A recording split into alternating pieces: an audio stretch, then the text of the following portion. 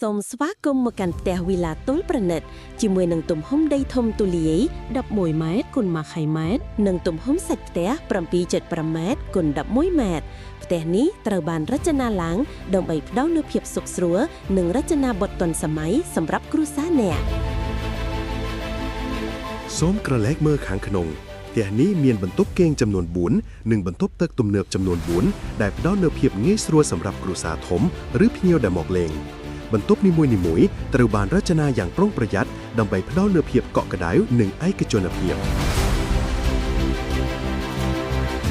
ចំណុចឡានធំទូលាយអាចផ្ទុករថយន្តបាន2គ្រឿងផ្ដល់ភាពងាយស្រួលសម្រាប់អ្នកដែលមានរថយន្តច្រើនទីធ្លាខាងមុខនេះអាចរៀបចំជាសួនច្បារតូចមួយឬដើមឈើធ្វើជាកន្លែងសម្រាកលំហែកាយក្រោមម្លប់ឈើទីតាំងនៃផ្ទះវីឡានេះគឺជាចំណុចពិសេសមួយទៀតនៅត្រឹម7នាទីប៉ុណ្ណោះពីផ្លូវទំនប់កប់ស្រូវនិង15នាទីពីច្រកឡើងចុះផ្លូវលបឿនលឿនភ្នំពេញកំពង់សោមធ្វើឲ្យការធ្វើដំណើរនៃកាន់តែងាយស្រួលក្បែរនេះបងប្អូននឹងឃើញផ្សារសាលារៀននិងមន្ទីរពេទ្យតេជោដែលជាមន្ទីរពេទ្យធំឈានមុខគេនៅកម្ពុជាផ្ដល់នូវភាពជឿជាក់និងសុវត្ថិភាពសម្រាប់គ្រួសារអ្នក